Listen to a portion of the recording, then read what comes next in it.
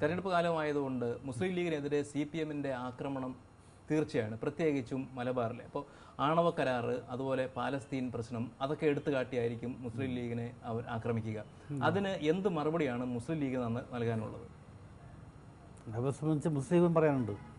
അപ്പോൾ Bengal government Israel മറ്റ് ആയിട്ടാണ് കൂട്ടുകെട്ടുള്ളത്. അവർ പല സഹായങ്ങളും ആ ഗവൺമെൻറ് നേടിക്കൊണ്ടിരിക്കുകയാണ്.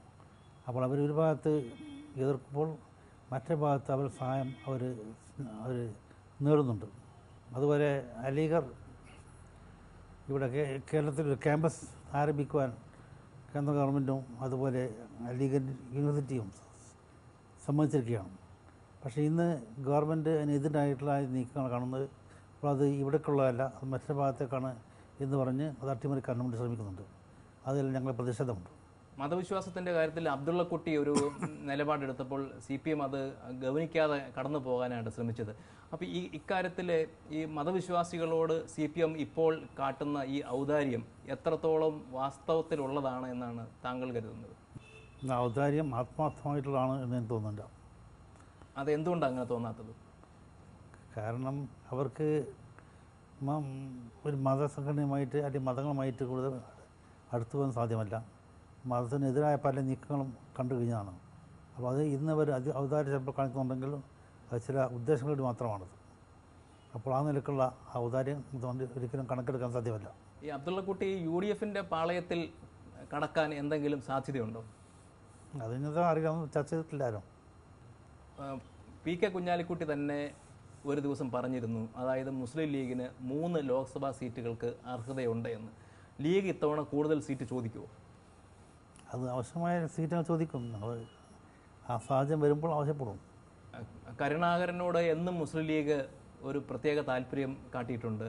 അതുപോലെ തന്നെ ആ NCP UDF-ൽ വരണമെന്നുള്ള ഒരു ആഗ്രഹം ഇപ്പോഴും ലീഗിനുണ്ടോ? അത് UDF ഒന്നായിട്ട് ആഗ്രഹിക്കേണ്ടത് ചെയ്യാം.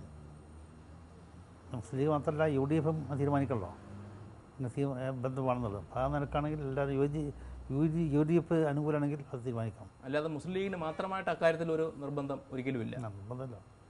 വീണ്ടും BJP-യെ മാറ്റി നിർത്താൻ വേണ്ടിയാണ് കഴിഞ്ഞ തവണ കേന്ദ്രത്തിലെ UPA-യും അതുപോലെ ഇടതുപക്ഷ കക്ഷികളും തമ്മിലൊരു ബന്ധമുണ്ടായത്. ഇത്തവണ കോൺഗ്രസിനെ 100% എതിർക്കണം എന്നുള്ള തീരുമാനത്തിലാണ് CPM. അപ്പോൾ അതിനെ ലീഗ് എങ്ങനെയാണ് കാണുന്നത്? അത് മുസ്ലിം അംഗീകരിക്കുന്നില്ല. കോൺഗ്രസ് ഒരു ജനാധിപത്യ കക്ഷിയാണ്, വർഗീയ കക്ഷിയല്ല.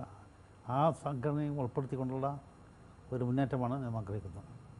അടുത്ത കാലത്ത് ഈ BR കൃഷ്ണയ്യർ ചെയർമാനായുള്ള നിയമപരിഷ്കരണ കമ്മിറ്റി കുറച്ച് ശുപാർശകൾ കൊണ്ടുവന്നിട്ടുണ്ട്. മുസ്ലിം സമുദായത്തെ നേരിട്ട് ബാധിക്കുന്ന ചില ശുപാർശകളും അതിലുണ്ട്. ബഹുഭാര്യാത്വം സംബന്ധിച്ചത് ആണ് ഒന്ന്. അതുപോലെ ദയാവധം അനുവദിക്കാം എന്നുള്ള ഒരു ശുപാർശയുമുണ്ട്. ഇക്കാര്യത്തിലുള്ള മുസ്ലിം സമുദായത്തിൻ്റെയും അതുപോലെ പാർട്ടിയുടെ നിലപാടെന്താണ്? ഇസ്ലാമിൻ്റെ ആ നിയമങ്ങൾ അത് പരിഗണിച്ചിട്ടായിരിക്കണം അത് തീരുമാനമെടുക്കേണ്ടത്. ഇസ്ലാമിൻ്റെ വിധിവിലക്കുകൾ അത് ലംഘിക്കുവാൻ പാടില്ല. പക്ഷെ അത് പരിഗണിക്കാതെയാണ് ഇപ്പോൾ ഈ ശുപാർശകൾ വച്ചിരിക്കുന്നത് എന്ന് തോന്നുന്നുണ്ട് എന്ന് പലപ്പോഴും മനസ്സിലാക്കാം. പലതും ഇസ്ലാമിന് വിരുദ്ധമാണ്. അങ്ങനെ വിരുദ്ധമായിട്ടുള്ള ആ കാര്യങ്ങളോട് എപ്പോഴും ഇസ്ലാമിന് മുസ്ലിം ലീഗിന് എതിരാണുള്ളത്. ശരീഅത്തിന് എതിരായിട്ടാണെങ്കിൽ അതിനെ മുസ്ലിം ലീഗ് എതിർക്കും. അതിന് ഒരിക്കലും യോജിക്കുന്നില്ല. ഇപ്പം താങ്കളുടെ വ്യക്തി ജീവിതം എടുത്താൽ താങ്കളെ ഏറ്റവും മരണത്തെ മുഖാമുഖം കണ്ടതുപോലത്തെ ഒരവസ്ഥയിലായിരുന്നു താങ്കൾ അമേരിക്കയിൽ കുറേ ദിവസം കഴിഞ്ഞത്. അതിനുശേഷം താങ്കൾ ബോധത്തിലേക്ക് തിരിച്ചു വന്നപ്പോൾ ആ ഒരു അനുഭവം എങ്ങനെയായിരുന്നു? അല്ല, അതിനെപ്പറ്റി ഒന്നും മനസ്സിലാക്കിയില്ലായിരുന്നു. പിന്നെ അത് ചെയ്തപ്പോൾ അത് അതിൻ്റെ ഗുണം കാണാൻ സാധിച്ചു. അമേരിക്കയിൽ കഴിയുമ്പോഴാണ് മറ്റ് വളരെ വേദനാജനകമായ ഒരു അനുഭവം താങ്കൾക്കുണ്ടായത്, പ്രിയ പത്നിയുടെ മരണം. അത് താങ്കൾ അപ്പോൾ അറിഞ്ഞിരുന്നില്ല, ഇവിടെ വന്നപ്പോഴാണ് അറിഞ്ഞത്. അപ്പോൾ ആ അറിഞ്ഞ അവസ്ഥയെക്കുറിച്ച് താങ്കൾക്കിപ്പോൾ ഓർമ്മിച്ച് പറയാൻ കഴിയുന്നുണ്ട്? ഞാനിവിടെ വന്നപ്പോൾ എൻ്റെ കുടുംബാംഗങ്ങളെല്ലാം തന്നെ എൻ്റെ അടുത്ത് വന്നിരുന്നു. എന്നിട്ട് ഇതിനെ സംബന്ധിച്ച് അവർ നല്ല സംസാരിച്ച് എന്നെ ബോധ്യപ്പെടുത്തി. അമേരിക്കയിൽ വെച്ച് താങ്കളോട് ഈ കാര്യങ്ങൾ പറഞ്ഞിരുന്നേ ഇല്ല? അല്ല. എങ്ങനെയാണ് താങ്കൾ അത്തരം ഒരു അനുഭവത്തെ, ഇത്രയും വർഷം താങ്കളോടൊപ്പം മുഴുവൻ പിന്തുണയുമായി നിന്ന ഒരാളുടെ വേർപാടിനെ താങ്കളെ എങ്ങനെയാണ് അത് എടുത്തത്? വ്യക്തിപരമായിട്ട് എങ്ങനെ താങ്ങാൻ കഴിഞ്ഞു? അത് വലിയ വേദന ഉണ്ടായിരുന്നു. കാരണം ഏത് സംഭവവും ദൈവത്തിൻ്റെ ഉദ്ദേശപ്രകാരമാണ് നടക്കുന്നത്. അപ്പോൾ അതുമാത്രം അതിൽ നാം സമാധാനിക്കണം എന്നാണ് ഇസ്ലാം പറയുന്നത്.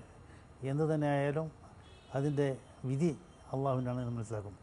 ഇപ്പം മുസ്ലിം ലീഗിൻ്റെ പിന്നെ ചരിത്രം എടുത്താൽ ഇപ്പം സേട്ടും ബനാത്വാലയും ഉണ്ടായിരുന്നപ്പോഴും താങ്കളായിരുന്നു കേരളത്തിലെ 1-ാം നമ്പർ നേതാവ്. അതുപോലെ തന്നെ ഏറ്റവും കൂടുതൽ കാലം ഈ പദവിയിൽ ഇരുന്നതും താങ്കളാണ്. അപ്പം മുസ്ലിം ലീഗിൻ്റെ കേരളത്തിലെ നിത്യഹരിത നായകൻ എന്ന് പറയുന്നത് പാണക്കാട് തങ്ങൾ തന്നെയാണ്. അതല്ല, അത് പാർട്ടിക്ക് വേണ്ടി പ്രവർത്തിക്കുന്ന ധാരാളം ആളുകൾ സാധാരണക്കാരുണ്ട്. നിത്യമായിട്ടുള്ള ആ സീറ്റ് അവർ കൊടുക്കണം. പക്ഷെ പാണക്കാട് തങ്ങൾ തന്നെ ഒന്ന് വിലയിരുത്തിൽ പറഞ്ഞാൽ എങ്ങനെയായിരിക്കും ഇതുവരെയുള്ള ജീവിതം? അതെനിക്ക് വിശദീകരിക്കാൻ പ്രയാസമാണ്. സ്വയം കാണുന്നത് എങ്ങനെയാണെന്നാണ്. ഒന്നുമില്ല, ഞാനിങ്ങനെ സാധാരണ രീതിയിൽ ജീവിക്കുന്നു, അതുപോലെ പ്രശ്നം ഒരു പരിഹാരം കാണുന്നു, അത്രമാത്രമുള്ള, അല്ലാതെ പ്രത്യേകമായ കഴിവുകളൊന്നും എനിക്കില്ല. ഇനിയുള്ള കാലം താങ്കളുടെ ഏറ്റവും വലിയൊരു ആഗ്രഹം എന്താണ്? പാർട്ടിയെ സംബന്ധിച്ചോ അല്ലെങ്കിൽ സമുദായത്തെ സംബന്ധിച്ചോ? നമ്മുടെ സമുദായം ഈ ഭിന്നത അവസാനിപ്പിച്ച് ഒറ്റക്കെട്ടായി മുന്നോട്ട് പോകണം, ഒരു പ്രസ്ഥാനത്തിൽ പ്രവർത്തിക്കണം. അതാണ് ഏറ്റവും നല്ല പ്രവർത്തനം. അതിപ്പം പരസ്പരം ചിന്തിക്കാതെ വിഭജിക്കാതെ ഏകോദര സാധനമൊപ്പം ജീവിക്കുവാനാണ് ഇസ്ലാം പറഞ്ഞിട്ടുള്ളത്. അപ്പോൾ ആ സന്ദേശം മുന്നോട്ട് പോകാനാണ് ആഗ്രഹിക്കുന്നത്. താങ്കൾ പറഞ്ഞതുപോലെ ഭിന്നതകളെല്ലാം അതിജീവിച്ച് മുന്നോട്ട് പോകാൻ കഴിയട്ടെ എന്ന് ആശംസിക്കുന്നു. വളരെ നന്ദി.